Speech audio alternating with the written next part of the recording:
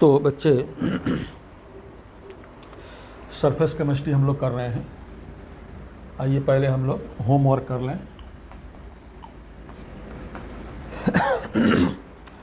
करा rate of फिजिजॉर्प्शन increases. फिजिजॉर्प्शन यानी physical adsorption का रेट कैसे बढ़ता है। तो आपको बताए थे कि फिजिजॉर्प्शन के रेट को बढ़ाने के लिए टेम्परेचर को कम करना होगा। जितना कूलिंग कीजिएगा उतना ही लिक्विफिकेशन होगा, उतना ही फिजिजॉर्प्शन बढ़ेगा। तो इसमें कह रहा है कि डिक्रीज इन टेम्परेचर, एक नंबर ऑप्शन है वही सही है। क्वेश्चन नंबर 2 कह रहा है which of the following is incorrect about फिजिजॉर्प्शन। फिजिजॉर्प्शन के संदर्भ में कौन है गलत है। एक नंबर कह रहा है it occurs because of van der Waals forces. ये भांडरवाल फोर्स के थ्रू होता है, ये सही है, सही को निशान नहीं लगाना है। दूसरा है more easily liquefiable gas are absorbed readily, जल्दी से वो एब्जॉर्ब कर जाएगा, ये भी सही है, निशान नहीं लगाना है।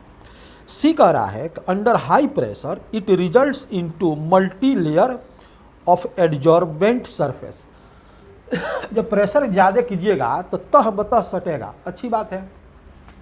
ये मान लीजिए एब्जॉर्बेंट है, सॉरी कह रहा है कि यहाँ पे गैस पार्टिकल पूरे बिखरे पड़े हैं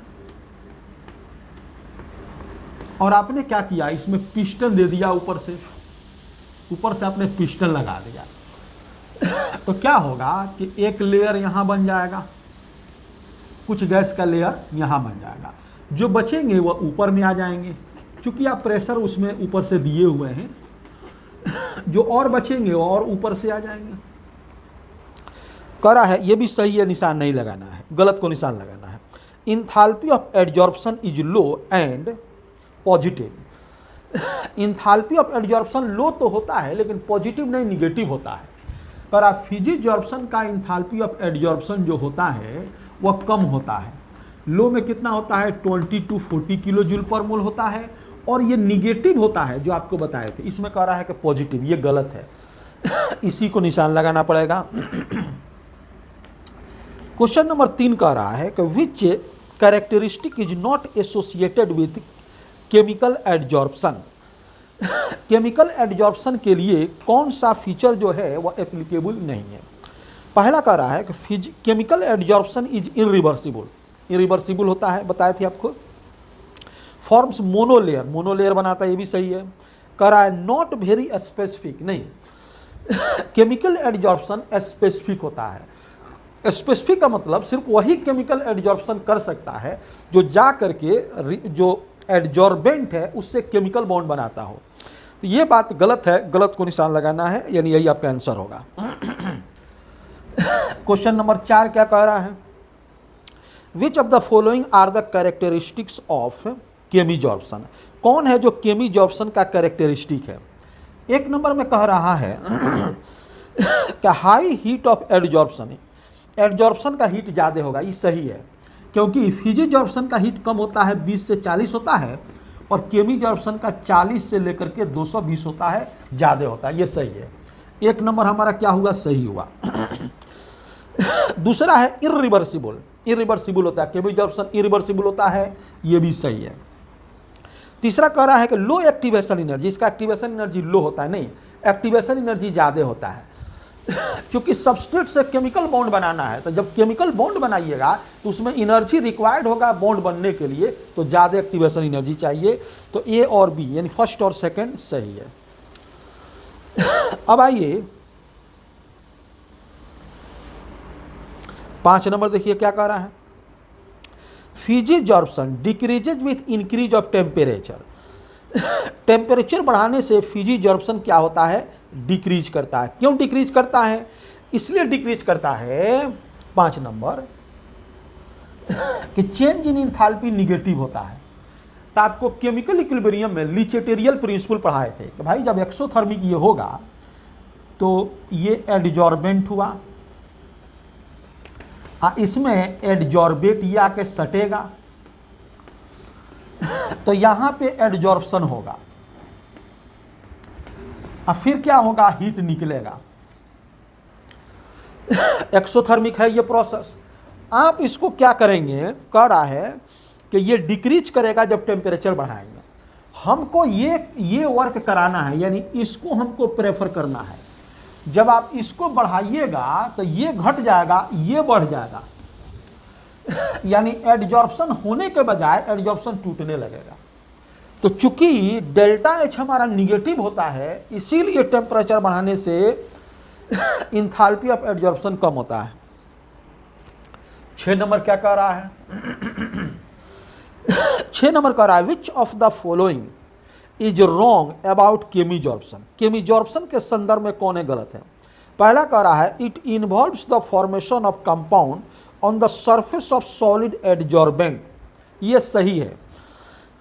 इसलिए सही है कि इसमें केमिकल बॉन्ड बनेगा, तो जो आएगा अटैक करने वह केमिकल बॉन्ड बना लेगा। जैसे मान लीजिए कि ये चारकोल आपका है, चारकोल पर अगर ऑक्सीजन आता है तो ये कार्बन मोनोऑक्साइड बना देगा। यानी केमीजॉर्प्शन में नेचर बदल जाएगा, वह जाके केमिकल बॉन्ड बनेगा। जहां केमिकल बॉन्ड बनेगा तो लोग वो अपने अस्तित्व को खत्म कर देगा। जैसे यहाँ पे ये कार्बन है और यहाँ पे ये ऑक्सीजन है, लेकिन यहाँ पे क्या है? Carbon monoxide. ना कार्बन ना ऑक्सीजन, कार्बन मोनोऑक्साइड, अस्तित्व खत्म हो गया उसका।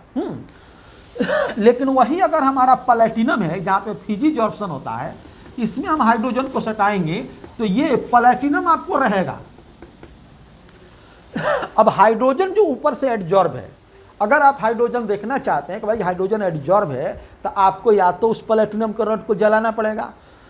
तो प्लैटिनम तो नहीं जलता है, लेकिन उस पर अगर वो जल रहा है, इसका मतलब ये है कि प्लैटिनम के रॉड के ऊपर हाइड्रोजन है, तभी वो जल गया। नहीं तो आप माइक्रोस्कोप से प्लैटिनम को देखिए तो आपको हाइड्रोजन के पार्टिकल दिखेंगे। तो ये सही है, सही को निशान नहीं लगाना है, गलत को निशान लगाना है। दूसरा कह रहा है it is specific in nature. तो केमीजॉर्प्शन स्पेसिफिक होता है, इसको भी निशान नहीं लगाएंगे, गलत को निशान लगाना है। तीसरा कह रहा है it first decreases with increase of it first increases with increase of temperature and then decreases. ये भी सही है, निशान नहीं लगाना है। इसका ग्राफ हम आपको बताए थे कि पहले ये बढ़ता है फिर घटता है, पहले एडजॉर्प्शन बढ़ता है फिर घटता है, तो सही है, निशान नहीं लगाना है। आगे कह रहा है it is reversible in nature. यही गलत है, ये इरिवर्सिबल होता है। ये जो बन गया, ये बन गया, आप इसको बैक नहीं कर सकते हैं। जैसे प्लैटिनम पे अगर हाइड्रोजन सटा है तो ये बैक हो जाएगा, ये रिवर्स हो जाएगा। आप क्या कीजिए, उसको जला दीजिए तो प्लैटिनम अलग हाइड्रोजन अलग हो जाएगा। या आप क्या कीजिए, कोई और इससे बढ़िया पैलेडियम लेकर के आइए, तो पैलेडियम प्लैटिनम से ज़्यादा एडजॉर्प्शन रखता है, तो हाइड्रोजन को पकड़ लेगा, प्लैटिनम अलग हो जाएगा। लेकिन अगर आप चाहते हैं कि कार्बन ऑक्सीजन जो केमीजॉर्प्शन के थ्रू कार्बन मोनोऑक्साइड बना लिया है, इसको अगर आप अलग करना चाहते हैं तो पॉसिबल नहीं है। तो ये यही आंसर जाएगा, डी नंबर। 7 नंबर कह रहा है which of the following interface can not be obtained. तो इंटरफेस कहाँ नहीं होता है? बताए थे कि गैस और गैस में इंटरफेस नहीं होता है। ये आपका 8 नंबर क्वेश्चन है। 9 नंबर कह रहा है which of the following is example of adsorption. कौन है जो एब्जॉर्प्शन। एब्जॉर्प्शन क्या है कि बाहर से मटेरियल आए, सरफेस पर नहीं रहे, इंटर्स into the bulk of the substance, substance के मास में चला जाए, उसके अंदर चला जाए, एब्जॉर्प्शन। तो कौन है जो एब्जॉर्प्शन का एग्जाम्पल है? 1 नंबर कह रहा है, 1 नंबर कह रहा है water on silica gel. Silica gel जो आपके शूज के बॉक्स में जो रहता है सिलिका जेल, इसमें वाटर जो है जा करके सरफेस पर एडजॉर्ब करता है, ऐसा नहीं कि उसके मास में चला जाता है, एडजॉर्ब करता है। तो ये एडजॉर्प्शन है। आगे कह रहा है water on anhydrous calcium chloride, ये एब्जॉर्प्शन होगा। कैसे? तो कैल्शियम क्लोराइड जो होता है, इसमें अगर आप पानी डालिएगा तो अस्तित्व खत्म हो जाता है। देखिए क्या हो जाता है, तो ये कैल्शियम हाइड्रोक्साइड हो जाएगा और HCl हो जाएगा, तो अस्तित्व खत्म हो गया ना। इसमें अस्तित्व नहीं खत्म हुआ। जब आप खरीद के शूज को लाते हैं तो उसमें भी आपको दिखता क्या है, सिलिका जेल ही पाउच में दिखता है। लेकिन सिलिका जेल के ऊपर से वाटर रहता है जो हम आप नहीं देख पाते हैं। लेकिन कैल्शियम क्लोराइड के अंदर पानी रहेगा, तो जब पानी डालिएगा तो ना कैल्शियम क्लोराइड ना पानी, वह कैल्शियम हाइड्रोक्साइड HCl होगा। तो वो क्या हुआ, वो हमारा क्या हुआ, वो बिल्कुल उसमें विलय कर गया। उसके बाद 10 नंबर में कह रहा है, in physical adsorption of gas molecules are bounded to the surface of, माने solid surface. In physical adsorption gas molecules are bounded on the solid surface. इसको हम लोग माने किस फोर्स के थ्रू, जो सॉलिड सरफेस होता है उस सॉलिड सरफेस पर फिजिकल एडजॉर्प्शन के अंदर वो हमारा एडजॉर्बेट उससे सटा रहता है। तो आपको बताए थे कि फिजिकल एडजॉर्प्शन और केमिकल एडजॉर्प्शन में जो अंतर है कि इसके अंदर जो पार्टिकल सटेगा वो फिजिकल फोर्स के थ्रू सटेगा, केमिकल एडजॉर्प्शन में जो पार्टिकल सटेगा वह केमिकल फोर्स के थ्रू सटेगा। तो यहाँ पे फिजिकल एडजॉर्प्शन में जो पार्टिकल सट रहा है वह फिजिकल फोर्स से सट रहा है, तो फिजिकल फोर्स बोलिए चाहे भांडर वाल फोर्स बोलिए, तो जो डी आपका आंसर जाएगा। बताइए, क्लास शुरू करते हैं।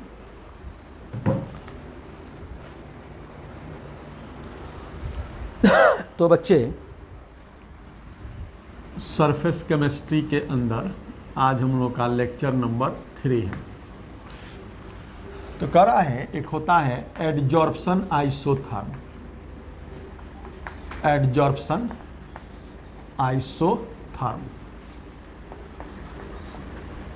तो कह रहा है कि एडजॉर्प्शन आइसोथर्म क्या होता है, एक डिफिनीशन इसका। तो कह रहा है कि the graph between extent of adsorption, extent of adsorption x/m को कहते हैं। अभी हम समझाएंगे कि दोनों क्या है। And pressure at constant temperature is called, उसको हम लोग क्या कहते हैं, एडजॉर्प्शन आइसोथर्म कहते हैं। आइसोथर्म जहां भी आता है ना, उसका मतलब है टेम्परेचर उसमें कांस्टेंट होगा। तो ये तो डिफिनीशन हुआ कि the graph between extent of adsorption and pressure at constant temperature is called adsorption isotherm. अब कह रहा है कि एडजॉर्प्शन आइसोथर्म को थोड़ा हम लोग समझें। हम लोग समझने जा रहे हैं एडजॉर्प्शन आइसोथर्म। तो एडजॉर्प्शन आइसोथर्म बराबर होता है x/m। x क्या है, x कहते हैं ये है अमाउंट ऑफ एडजॉर्बेट, एडजॉर्बेट जो सटता है, जो छोटे छोटे पार्टिकल्स जो सटते हैं उनका मात्रा। नीचे है अमाउंट ऑफ एडजॉर्बेंट, एडजॉर्बेंट वो क्रिस्टल हुआ जहां पे सटता है, और ये दोनों को मिला करके ये हम क्या कहते हैं, इनको कहते हैं एडजॉर्प्शन आइसोथर्म। x हमारा हुआ जो सट रहा है उसका मात्रा, नीचे वाला है m जो है जहां सट रहा है उसका मात्रा। एडजॉर्प्शन आइसोथर्म कह रहे हैं x/m को। एडजॉर्प्शन आइसोथर्म को ही हम क्या कहेंगे, इसको हम बोल रहे हैं ना एडजॉर्प्शन आइसोथर्म। ये तो ग्राफ जाएगा, ठीक है ना। इतना को हम क्या कहेंगे, सॉरी यहां पे हमको लिखना चाहिए था extent of adsorption, extent of adsorption.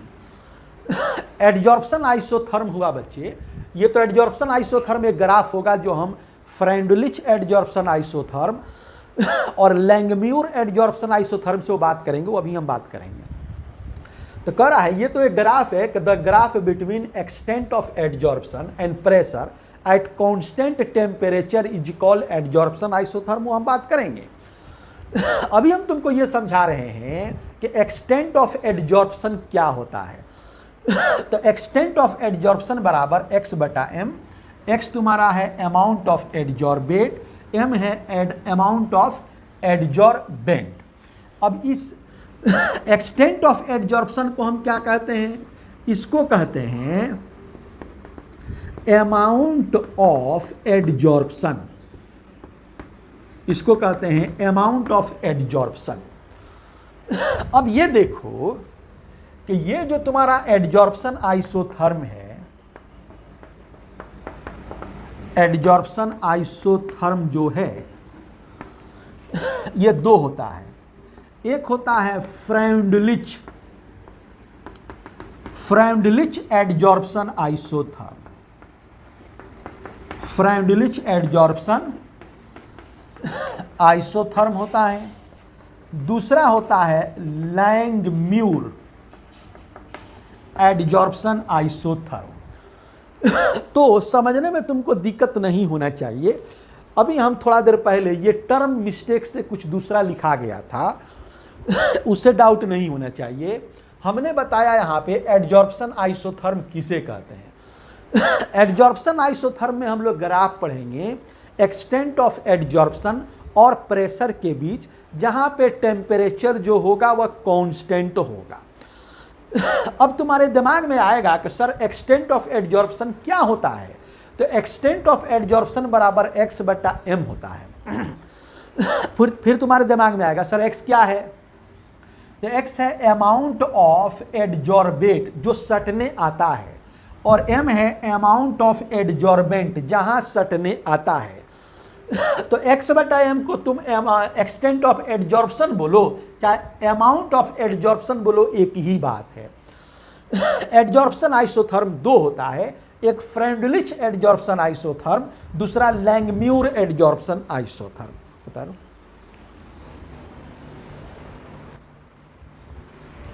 अब देखो, अब हम एक नंबर पढ़ने जा रहे हैं फ्रेंडलिच एडजॉर्प्शन आइसोथर्म।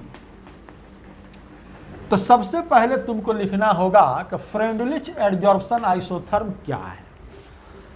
तो कह रहा है इसके बारे में, इट गिव्स, ये देता है graphical representation, graphical representation of extent of adsorption.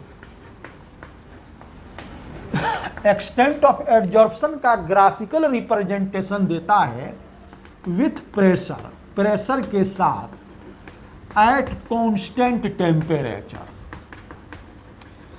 ठीक है, ये देता है।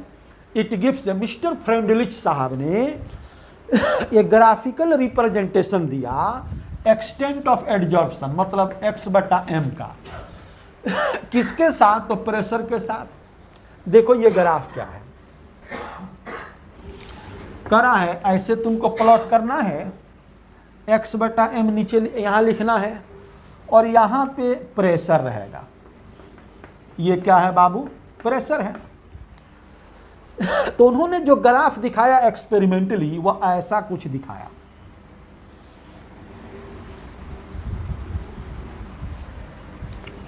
इस तरह का कुछ ग्राफ उन्होंने एक्सपेरिमेंट से करके दिखाया। अब देखो ये जो ग्राफ दिखाया ये फ्रेंडलिच साहब का ग्राफ है। कुछ तो ग्राफ यहां पे स्ट्रेट लाइन है, ये ग्राफ स्ट्रेट लाइन है। ये ग्राफ जो है ये पैरेलल है, ये भी स्ट्रेट ही है लेकिन parallel to x axis, X के साथ क्या है? हॉरिजॉन्टल है। और इतना जो ग्राफ तुम्हारा है ये कर्व है। तो यहां पे उन्होंने कहा कि x बटा m जो है ये directly proportional to p to the power 1। यहां पे कहा कि x बटा m जो है वह directly proportional to p to the power 0। इतना में कहा कि x बटा m जो है directly proportional to p to the power 1 by n। ये जो बात कहा कि x बटा m extent of adsorption directly proportional to pressure जो होता है, ये कहा कि एट लो प्रेशर, प्रेशर कम होता है। ये बात जब कहा, ये कहा कि एट हाई प्रेशर, जब प्रेशर ज़्यादा होता है। और ये जो बात कहा, ये intermediate pressure, at intermediate pressure. अब देखो इसमें हुआ क्या है। शुरू में जब उन्होंने जब प्रेशर बढ़ाया तो एडजॉर्प्शन बढ़ा।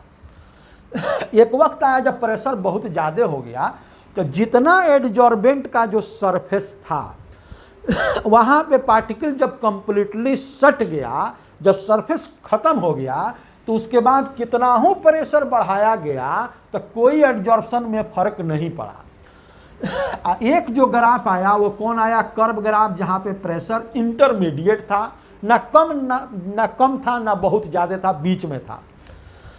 तो ये तीन बात उन्होंने बताया कि लो प्रेशर पे एक्सटेंट ऑफ एडजॉर्प्शन जो होता है वह प्रेशर का डायरेक्टली प्रोपोर्शनल होता है, जहाँ पे पावर 1 होता है।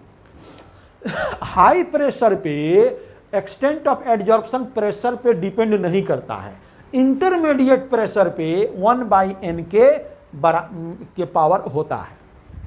अब ये देखो, ये जहाँ पे कांस्टेंट हुआ है ना, इसको हम लोग क्या कहते हैं, यहाँ का जो ये प्रेशर आएगा, कलर बदल देते हैं, ये जो प्रेशर आएगा कहाँ पे, यहाँ पे जहाँ से इक्विलिब्रियम स्टार्ट हो रहा है, इसको हम लोग क्या कहते हैं, पीएस कहते हैं, यानी सेचुरेशन प्रेशर। सेचुरेशन प्रेशर कहते हैं। कह रहा है फ्रॉम दिस प्रेशर, इसी प्रेशर से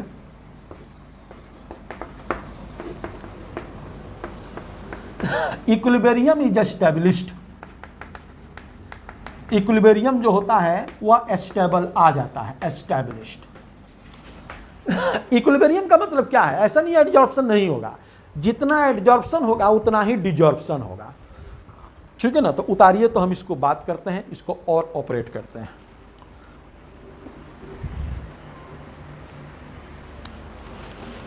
कर रहा है, अब देखिए, अब एक एक करके पॉइंट हम लोग देखने जा रहे हैं। एक उसमें बात आया है पीएस, इसका पूरा नाम क्या है, सेचुरेशन प्रेशर। सेचुरेशन प्रेशर पे एक बात ये दिमाग में रखना है कि अमाउंट ऑफ गैस एडजॉर्ब्ड, जितना सटेगा, बराबर अमाउंट ऑफ गैस रिलीज्ड, उतना ही निकलेगा। इसको रिलीज नहीं कहेंगे, इसको कहेंगे डी एब्जॉर्ब्ड। क्या रिलीज ही लिख देते हैं इसको। और अगर हम सिंपल में इस बात को लिखें तो वो क्या होगा कि सेचुरेशन प्रेशर पे रेट ऑफ एडजॉर्प्शन जो होता है, ये इक्विलिब्रियम में होता है रेट ऑफ डिजॉर्प्शन के, यानी जितना सटेगा उतना ही गैस पार्टिकल वहां से इवेपोरेट कर जाएगा, निकल जाएगा। दूसरी बात यहां पे ये है कि इक्विलिब्रियम जो होता है वह यहीं से स्टार्ट होता है। इक्विलिब्रियम इज अचीव हियर, यहीं पे इक्विलिब्रियम अचीव होता है। एंड आफ्टर दिस पोजीशन, इस पोजीशन के बाद तुम कितना हो प्रेशर को बढ़ाओगे, एक्सटेंट ऑफ एडजॉर्प्शन कांस्टेंट रहेगा। After this position extent of adsorption, extent of adsorption जो होता है इज कांस्टेंट, फिक्स्ड होता है, is constant through out the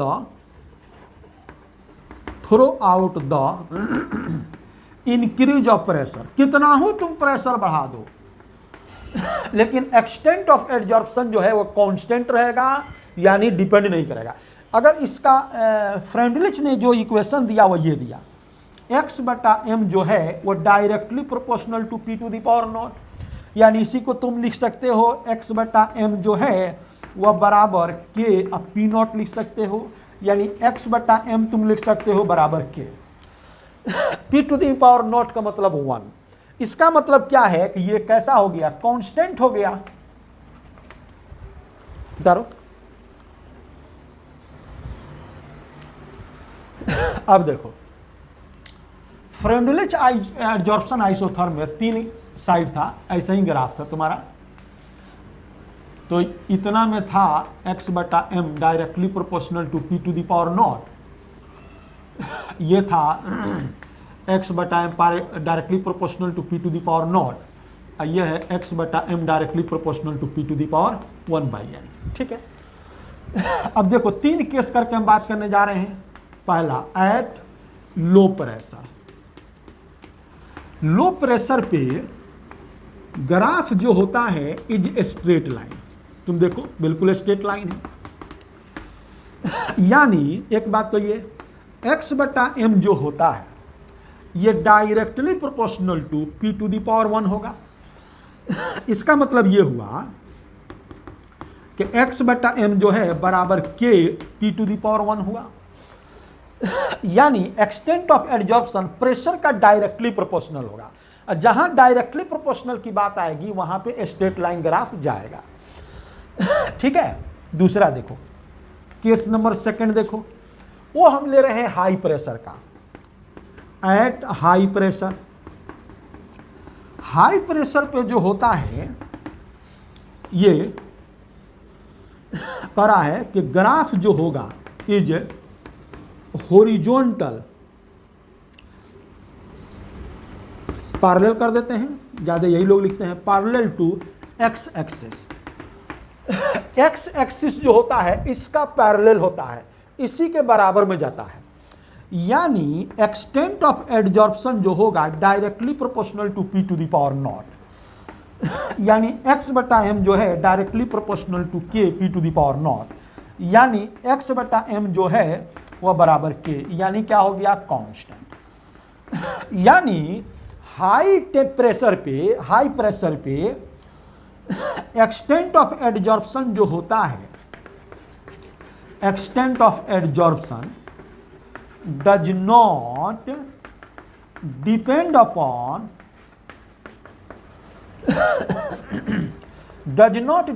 pressure, pressure पे निर्भर नहीं करता है। अब देखो तीसरा केस नंबर 3 कह रहा है eight intermediate pressure. Intermediate pressure पे जो तुम्हारा होता है ग्राफ जो होता है वह पोलिनोमियल होता है, कि ग्राफ इज कर्व, इसी कर्व को क्या बोलते हो, पोलिनोमियल, पोलिनोमियल बोलते हो, पोलिनोमियल होता है। यानी ग्राफ कर्व आता है। इसका मतलब यह है कि x/m जो है directly proportional to p to the power 1/n, यानी x/m जो है वो बराबर k p to the power 1/n। Clear? अब उतारो, थोड़ा और गप करते हैं। अब देखो फ्रेंडलिच एडजॉर्प्शन आइसोथर्म के अंदर बहुत इंपॉर्टेंट बात बताने जा रहे हैं।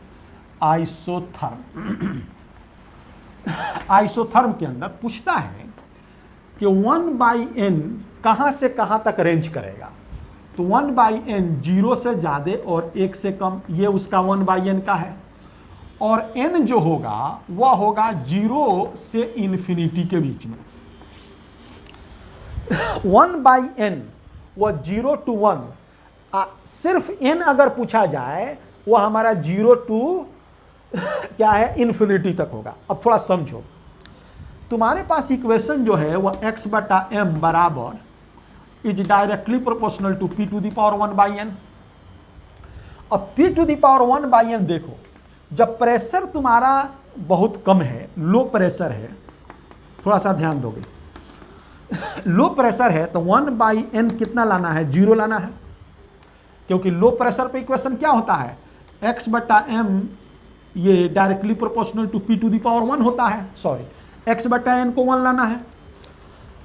x/n को 1 लाने के लिए देखो तुमको क्या करना पड़ेगा, एक तो 1/n बराबर 1 लाना है, तो n का वैल्यू कितना, n 1 रखोगे तब ना 1 में 1 से भाग दोगे तो 1 आवेगा। आप देखो ना यहाँ पे 1/n हमको 1 करना है, तो 1/n 1 करने के लिए n का वैल्यू कितना रखोगे तो 1 आ जाएगा। n का वैल्यू 1 रखोगे तो 1 में से 1 भाग दोगे तो 1 आ जाएगा। अच्छा दूसरा देखो, दूसरा कह रहा है कि एट हाई प्रेशर, जब प्रेशर तुम्हारा ज्यादा है तो उस केस का इक्वेशन क्या है कि x/m directly proportional to p⁻0। p⁻0 अगर तुम करना चाहते हो तो 1/n बराबर 0। 1/n कितना करोगे 0। 1/n 0 करने के लिए तुमको क्या करना पड़ेगा, n का वैल्यू इन्फिनिटी करना पड़ेगा ना जी। यहां पे जब ये n इन्फिनिटी रहेगा तो किसी भी नंबर में इन्फिनिटी से भाग दोगे तब जाकर 0 होता है। तो ये बात दिमाग में रखोगे क्या कि अगर पूछता है 1/n कैसे रेंज करेगा तो 0 to 1, n कैसे रेंज करेगा तो 0 to इन्फिनिटी। तो लो प्रेशर पे तुम्हारा क्या देखा, 1/n बराबर 1 रखना होगा और n का वैल्यू कितना रखना होगा 1, ठीक है ना। 1/n 0 रखना होगा, 1/n कितना करना है तुमको, हम लोग 1 रख रहे हैं ना, 1 करना होगा तो यहाँ पे 1 रखोगे तो आ जाएगा, ठीक है। यहाँ पे कितना है 1/n 0 करना है तो इन्फिनिटी करोगे। यानी इसको तुम देखो, n देखो कहाँ से कैसे रेंज कर रहा है, 1/n देखो तो कैसे कर रहा है, 1/n एक तो 0 है ना, एक क्या है तुम्हारा 1 है। n देखो, n देखो n क्या है, एक तुम्हारा 1 है, 1 है ना भाई, 1 है, और दूसरा क्या है इन्फिनिटी है, यानी यहां पे क्या होगा 1 होगा। ये बात दिमाग में रखना, ये लोग खूब पूछते हैं कि 1/n कहां से कहां तक जाएगा, तो ये जाएगा 0 से बोलो 1, n कहां से जाएगा तो 1 से इन्फिनिटी तक। उतारो तो एक ग्राफ बताते हैं।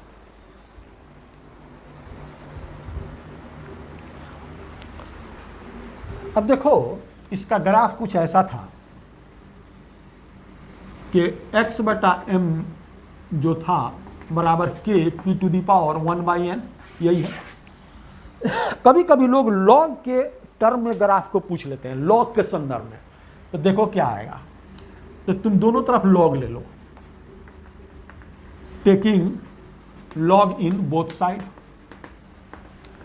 दोनों तरफ तुम अगर लॉग लेते हो तो एक लॉग x/m बराबर क्या होगा log k, अब प्लस होगा log p⁻1/n, यानी ये तुम्हारा हो जाएगा log x/m बराबर log k plus 1/n log p हो गया। यानी इसको कर लो y बराबर mx प्लस c के फॉर्म में, तो log x/m बराबर हो गया 1/n log p plus log k, हुआ ना। यानी ये हो गया y बराबर mx प्लस c, तो c log k हो गया, x log p हो गया, m 1/n हो गया और ये हो गया। इसका ग्राफ तुम्हारा कैसा आएगा, ऐसे आएगा, ये x होता है, ये y होता है। x में तुम क्या लिखे हो, log p लिखे हो, y में क्या लिखे हो, y में log x/m लिखे हो। इंटरसेप्ट क्या है, ये है c है, c इंटरसेप्ट जो यहां पे log किए जाएगा, ठीक है। स्लोप क्या है, ये वह है, बोलो स्लोप क्या है तुम्हारा, स्लोप हो जाएगा 1/n। यानी देखो अगर यहां पे दो ग्राफ तुमको मिला, मान लो अगर ऐसा दे रखा है कि यहां पे दे दिया है सिर्फ x/m और यहां प्रेशर, लॉग नहीं दिया है, तब का ग्राफ कैसा है भाई, तो इस तरह का ग्राफ है। तो शुरू में स्ट्रेट लाइन आएगा, फिर कर्व होगा, फिर कांस्टेंट हो जाएगा। अगर लॉग नहीं इस्तेमाल किया है तब, अगर लॉग इस्तेमाल किया है तो इस तरह का कुछ ग्राफ होगा, ठीक है। तो होमवर्क जो है वो फेसबुक या और किसी रिसोर्स के थ्रू तुम्हारे पास चला जाएगा।